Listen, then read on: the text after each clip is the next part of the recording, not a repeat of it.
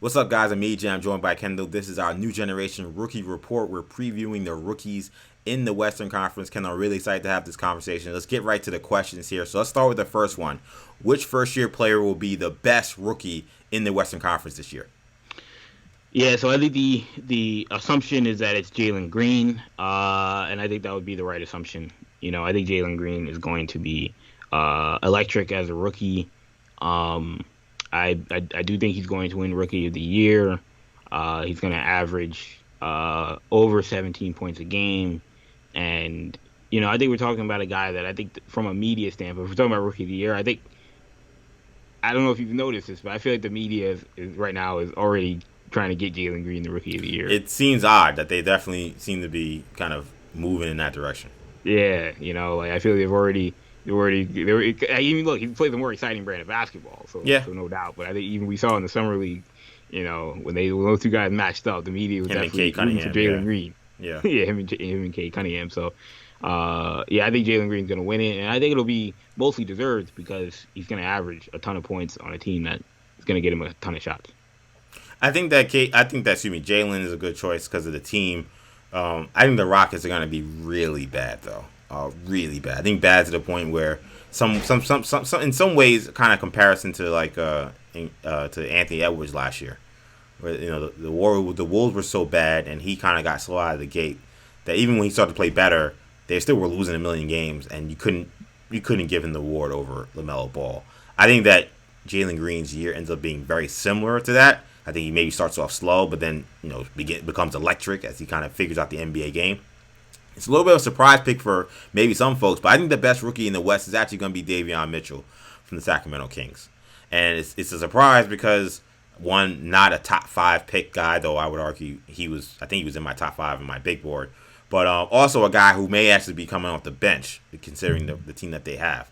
But this guy is 100% what the Kings need. Grittiness, toughness, and also talent. I mean, this guy, we talk about his defense because it's so ridiculous. Like, you have to talk about how this guy is an absolute nightmare for anybody that has to dribble the ball against him. And yes, it's going to translate in the NBA. But I also feel like his offensive game is a great fit for the NBA right now. He's a very good shooter. He is super fast. I mean, it's almost impossible to keep in front of you. And as we see in the NBA, if guards can get into the paint, they can do a lot of damage. And we know Mitchell will have no problem getting into the paint. And whether it be finding shooters, he's a very unselfish passer and a very good passer, or scoring for himself, I think he's going to be a very tough player to guard immediately. He's going to get a lot of time because he comes in and does something that the Kings immediately need. And I think that he's going to lead to a little bit of maybe a mini resurgence for the Sacramento Kings. I think that they're going to be much improved this year. I think a big reason for that is going to be because Daveon Mitchell coming into that locker room and getting on that court. I think he's going to make a big difference. Do you think there's going to be real quick any sort of controversy at the guard spot? Yeah, I think there will be. I think that it's going to be. I think it's going to be a problem because you have Fox and you have Halliburton. And I think it's going to be a situation where I think they won't. I think in terms of controversy, I don't think necessarily be a controversy this year in terms of the minutes. I think that there's minutes to It's go the around with those three long-term guys. outlook. Exactly. I think it's going to be okay. We've invested, nearly $200 million into De'Aaron Fox. Now we have two young guards who look like they're stars. They look like they're guys that could be all-star players. Like, what are we doing? Like, does this make sense? Or should we do something to maybe fix the balance of this? I do think that it will be a question mark, not necessarily for this season, but I think when we talk about the future of the Sacramento Kings, I think it will come up. I do. Let's talk about which rookie will exceed expectations in their first year in the Western Conference. I'll go first here, and I'm really excited about Trey Murphy of the New Orleans Pelicans. I think that he's going to be that guy. He's been electric in the preseason. He had a great summer league, and to me, it's kind of befuddling how a guy with his kind of shooting range, his consistency from three, the defense athletic profile, how a guy fell as far as he did. But I think that he's another guy that will be an all-NBA rookie kind of guy. First or second team, you pick it, it doesn't matter to me.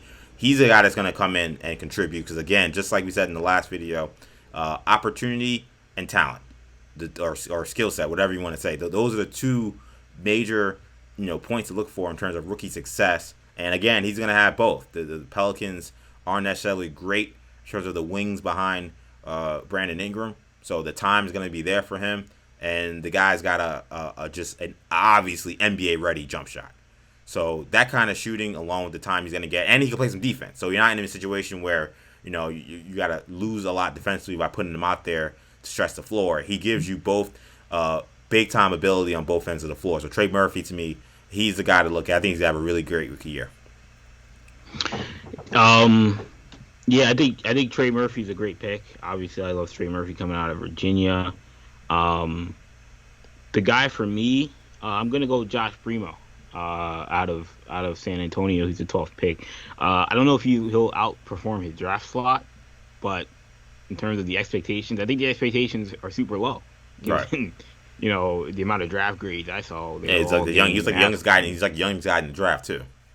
Yeah, he's the youngest guy in the draft. I think the expectations for Josh Primo are very low, and I think he's going to play as a rookie, and I think he's going to be effective. I don't think he's going to average 15 points a game, but even if he goes out there and he averages 9 or 10 points and is a consistent rotation guy in San Antonio, they won't be a good team, but that'll still be, I think, exceeding expectations for a guy that I think a lot of people, when he was drafted, expected him to spend his rookie year in Austin in the G League. So, shout out Josh Primo. Right, yeah, two guys. We both were very skeptical of the value there, but he certainly looks like a keeper over there in San Antonio. Let's talk about which rookie will have the biggest impact on a playoff team in your eyes, Kendall. If you're talking the biggest impact on a playoff team, I'm going to look to Jared Butler, rookie, Utah Jazz. I was a big fan of Jared Butler coming out of Baylor. I actually had him ranked higher than Daveon Mitchell, and I don't feel bad about that right now. I still feel good about Jared Butler as a draft prospect. Obviously, some medical stuff dropped him into the second round, but if you're talking about a guy who is going to be playing on a Utah Jazz team that is a guaranteed playoff team, I think he's going to be a real rotation guy and could find his way into the starting lineup, depending on if Conley ever gets hurt. But which sad that I have to expect that Conley may get hurt at some point. But right. Sometimes that comes and goes with him. But if that were to happen, I think Jared Butler is a guy who could wind up being the starting point guard for that team at some point. So, I think Utah Jazz fans should be very excited. But I think he's going to be definitely a rotation guy by the time we get to the playoffs. Yeah, it's kind of hard to imagine how a guy like Jared Butler, with his ability, fell so far, because he's just looked sensational in the preseason. For me, the rookie I'm going with is Nashawn Bones Highland for the Denver Nuggets out of VCU. Mike Malone said it himself. He said this week, look, I didn't expect to play this guy, but he's too good. I guarantee you he's going to play this year. And look, again, the Denver Nuggets have good guards. This is not a team that's like, oh, they got bad guards, so, they got to throw in the rookie because they had no choice. They got no choice because the guy is just so damn good. I know they got Campazzo, they got Rivers. Now Murray's hurt, so that is a guy they're missing. But this is not a team that, and they got Monty Morris. This is not a team that, they're very weak in the backcourt. But Bones Highland has shown that he seems like a guy that he can just score. If there's a basketball and a hoop, he's going to score. It don't matter what game it is, who he's playing against, what the other team is doing. He's an extremely advanced offensive player. He's an extremely confident offensive player. And I think that playing in that offense with Jokic and him, the way he moves off the ball, it's just a perfect fit. And I think the Nuggets are realizing that. I think Mike Malone, who is not really he's not someone who's enthusiastic about playing rookies. He is slow-walked, ball. Even when Michael Porter seemed like he was well advanced into maybe needing a bigger role in his rookie year, he slow-walked Michael Porter's development. I don't think he is enthusiastic about throwing out Bones out there. But he realizes with Murray out, and despite the good guards they have, they'd be foolish not to play Bones Highland a considerable amount of minutes. I think he's playing on a good team, especially a good offensive team. He's going to thrive in Denver. So he's my pick for a player on a playoff team that will have a big impact. Yeah, I love the Bones pick. He's an electric offensive talent, and a guy. I'm very excited to see hoop in Denver. So let's go to the next question, which is which second round or undrafted player do you expect to break out? You just talked about him. I think he's a very easy choice. I'm going with Jared Butler for the Utah Jazz. Again, I simply cannot understand how he fell to the second round, other than perhaps that the medical was just so scary for a lot of people that they didn't want to take a chance on him. And I know this was also a draft that was very deep in guards. There were a lot of very good guards. So I don't want to necessarily, discredit everybody that's drafted ahead of him. I liked a lot of the guys that were drafted ahead of him.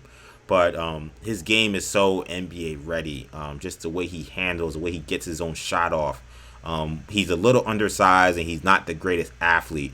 But I kind of think that those would have been maybe problems years ago. I think in the NBA that's becoming a little less of an issue because the game is so spaced out, and teams are so ready to look for quick shots. I just think that it's not as much a concern in terms of his lack of athleticism or his lack of size.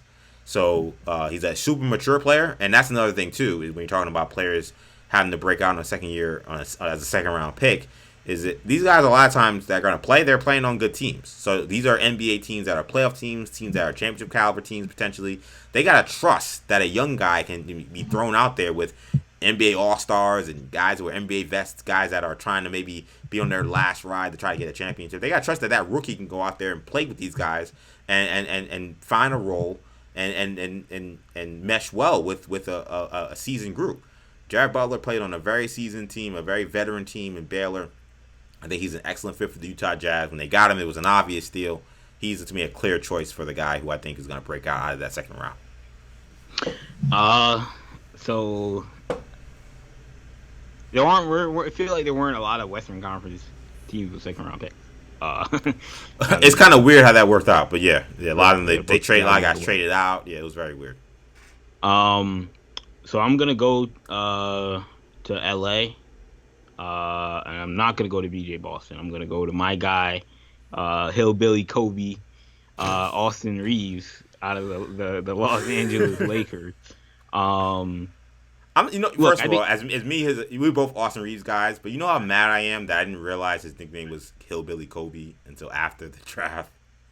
As much as we talked about him, we never got to use what is the funniest nickname for a rookie maybe I've ever heard.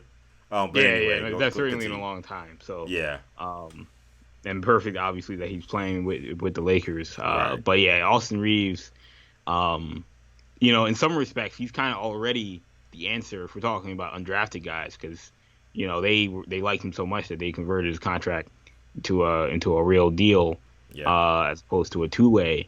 And it's tough because the Lakers have depth at the guard spot, but I also think that there's room for him to play. I think, they've got veteran guys, your Wayne Ellington types, but I think that there's room for guys like him and Monk to get real minutes for that team. And obviously, we know they're going to be an older team that is going to be resting a lot of guys at times. And in those moments, I think Austin Reeves is going to he's going to fill the Alex Caruso role, not necessarily on the court, but more so in the hearts of Laker fans. So when you're talking about breaking out, he's going to be a household name, I think, by the time we get to the playoffs.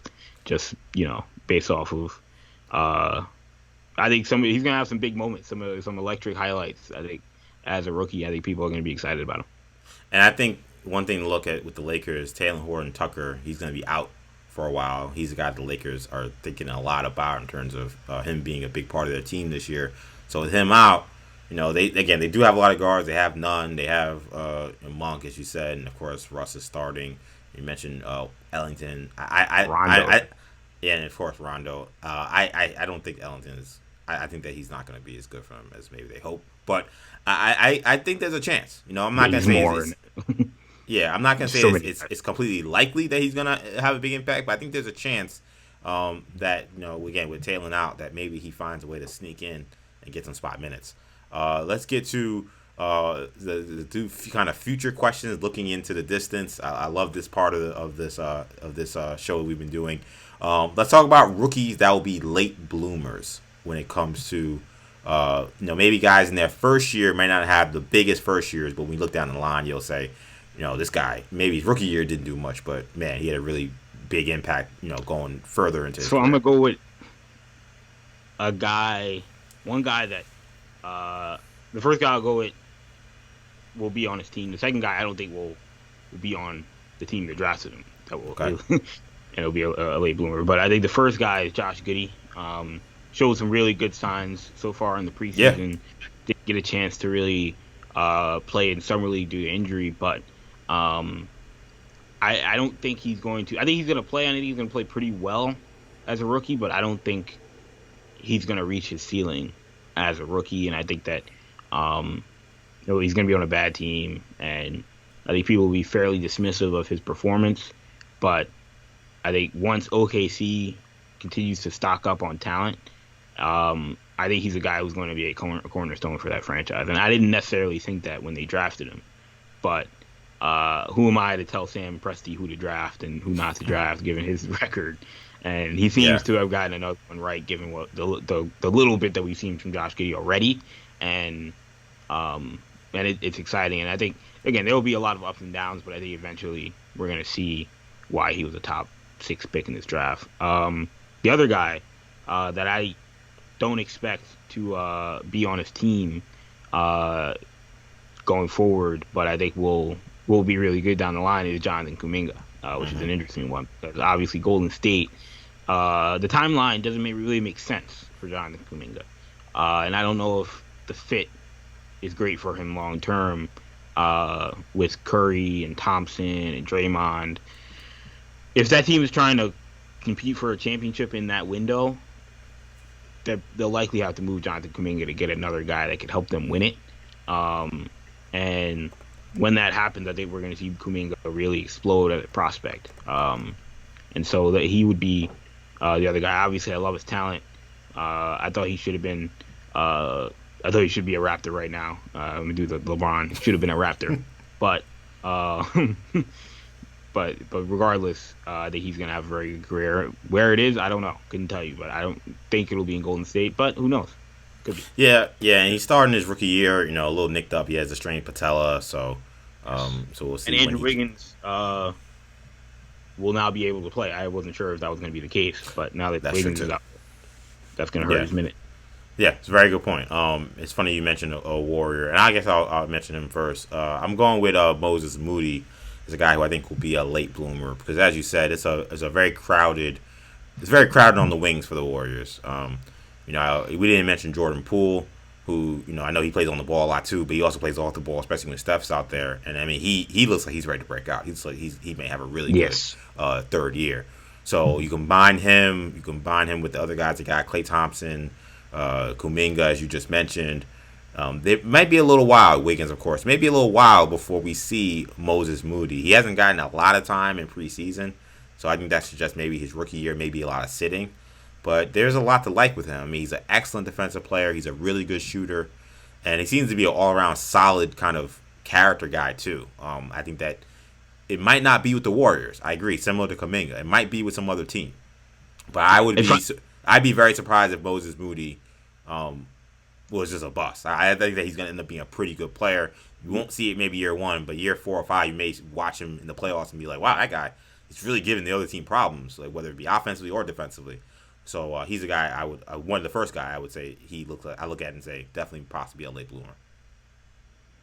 Who's your other guy? Yeah, I thought you might jump in. That's why I paused. Second guy. I have another guy, but I'll let you go. Yeah, no. Second guy I have is Josh Primo, who we talked about a bunch earlier on.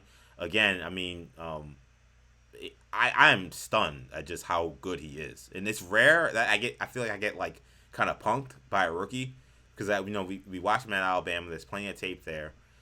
He had talent. I told you. I liked him. He reminded me a lot of an Austin. I told you he reminded me a lot of an Austin Rivers. I thought that he'd be a steal. Maybe early second round, maybe late first round, especially as a young player. I did not imagine he'd go in the lottery, but and I think because of his age and his youth, you probably won't see necessarily all that's there in year 1. But he's got a whole lot more than I think a lot of people realize, and I think that he has some game. I mean, he has a chance to be really good. So again, year 1, maybe you don't see it, but in the Spurs system and the way they develop players, year 3, 4, or 5, I think you would be talking about Josh Primo as a really solid guard in this league. Really quickly, two guys on the same team that I think we won't hear a ton about this season, but 3 years from now could be really exciting. Alperen Sengun and Usman Garuba. both guys obviously coming from the international scene. Garuba, I think for different reasons. I think Garuba is a guy whose skill set is designed for a competitive basketball team, and the Rockets, like you mentioned, won't be a competitive basketball team. So I Yeah. always say role players on bad teams are the most underappreciated, you know, asset in the NBA. Yeah. And for Şengün, I mean, you're talking about a guy who's coming over. The style of the NBA is going to be a lot different, and his for what he does, and also again playing on a bad team where the guards are going to be very shot happy. I don't think he's going to get a lot of touches as a rookie, and also you're talking about a guy who there's a language barrier right now. So I think early in his career, those things are going to be things he's going to have to overcome. But as he goes on in his career, I think he's another guy that could really blossom. Last question. Again, another future-looking question. We look at two rookies that will be the first guys to sign max contracts 3 years out from being drafted by their teams. Who are the two guys in the Western Conference that you look at as guys that you see being those guys? This is a tough question. Well, it's not tough in the sense that Jalen Green will have a max contract in 3 years if all things, if he stays healthy. I would be surprised if he's not a max guy. The age, the scoring ability, the position, the team, it all lines up for him to be a guy that, and look, not all maxes are created equal. Andrew Wiggins was max guy, as a rookie. So not even saying Jalen Green's going to be a Hall of Famer. The owner had to beg him to work hard before he gave it to him, but he did give it to him. Yeah, so I think Jalen Green will get one. The second one is a tougher decision because you have a lot of guys who are kind of on the fringe, but you don't know for a fact if they'll garner a max contract. I'm gonna go out on a bit of a limb and say that it'll end up being Josh Giddey. I knew you were gonna say Josh Giddey. Yeah, I'm gonna go out on a limb and say Josh Giddey, and I mean, really not that much of a limb considering he's the next guy drafted. Right. Ironically enough, for both conferences, I just said it's gonna be the top two guys drafted, but I think Josh Giddey, for what he's going to provide, he's again the position he plays, the value on the court, the playmaking, the facilitating. I think the scoring is going to be more. It's going to surprise me and other people that maybe didn't project him as a guy that would ever average over 16, 17 points a game. But also given OKC's where they're at in their franchises, this sort of malaise where they don't have many franchise guys on the roster right now. They have Shea, who just got a max contract, and yet there's still questions about whether or not he's going to be there. Right.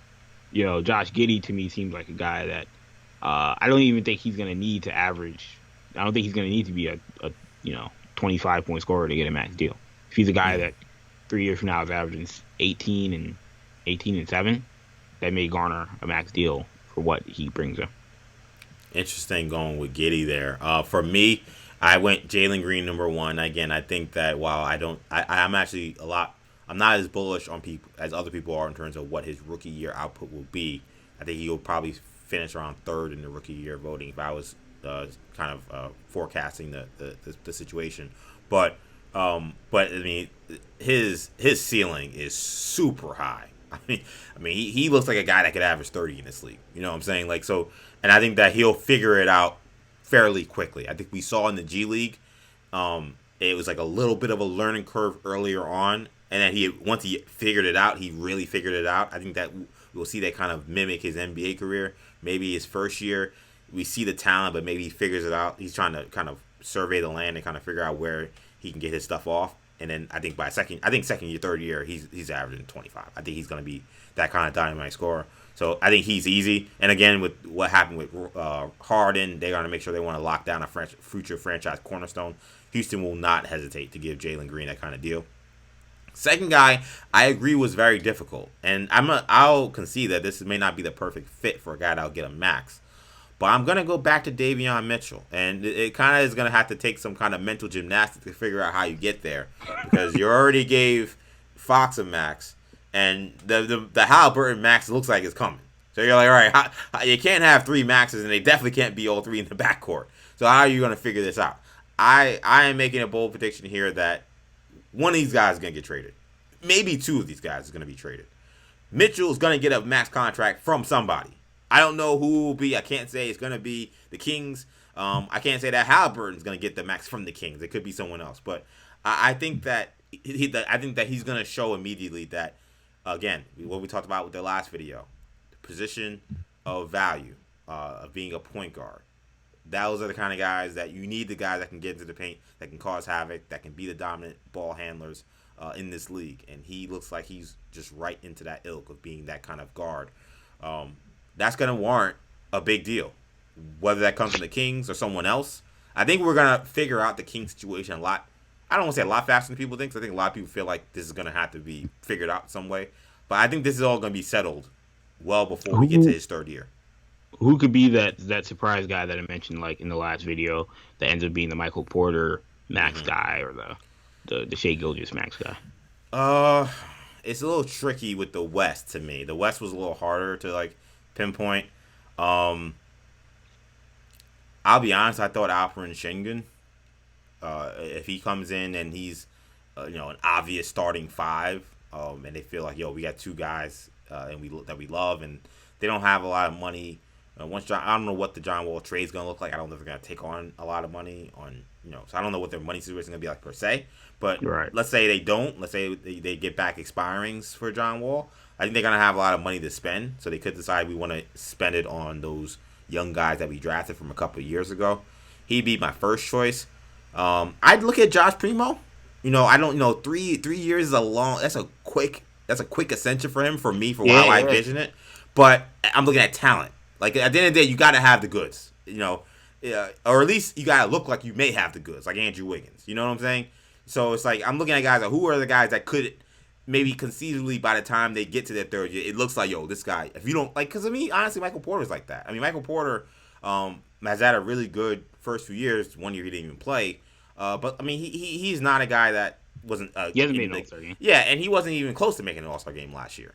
No. At least Shai was very close to making an All-Star game last year. Right, that's all projection. So to me, he looks like the guy where it's like, okay, if you're projecting what guy gets to that point, he probably would be one of my other guesses. If I had to throw a third guy out there, I'm not as high on him, but again, I'm thinking about big ceiling. Maybe is it a Zaire Williams who's at 10? So I guess maybe that's Zaire Williams is interesting. I'm thinking about him. Technically, he's a top 10 pick. So. Right, so he's like right there. So maybe that's not fair, but he would maybe be the other guy. The guys I was thinking about, I thought about Trey Mann. I'm not a huge Trey Mann guy, but I mentioned I think Giddy's gonna break out. But if it's not Giddy, maybe it's Trey Mann. Like Oklahoma City. They have Shai right now, but they're taking a bunch of swings, and if he ends up being the guy who given what he does functionally, if he hits, he's gonna be a max contract kind of guy. And the other guy that I think is more likely than even Trey Mann is another Trey, and it's Trey Murphy. Not a guy that I would have projected as a max guy coming out of the draft, and I loved him, but I wouldn't have said he's gonna be a max contract guy. But he's exceeded even my expectations. Yeah, his ceiling looks crazy high. Every time you watch him, it's like his ceiling gets higher. Every time you watch him, you think 3 and D. But then I even mentioned it, I think, in our videos earlier. There's like a baby Brandon Ingram kind of thing to his game, and and there's just, again, the consistency.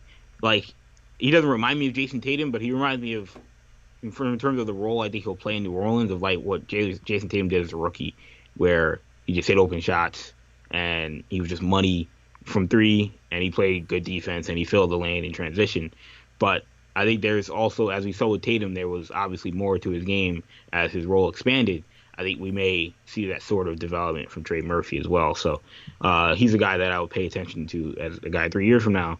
Also, New Orleans doesn't have a whole lot going for them. They've got Zion, they've got Ingram for now, but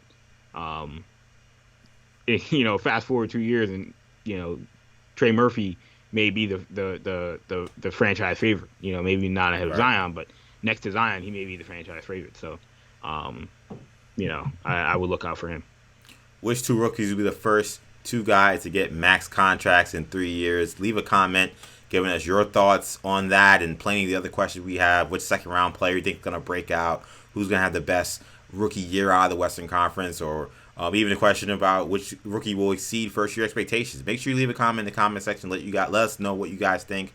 Of course, if you enjoyed this, make sure you give us a like in the video and subscribe to the channel New Generation Media. We will be having New Generation rookie reports throughout the season, so make sure you check us out. For Kendall, I'm EJ. That'll do it for now. Take it easy, guys. Peace.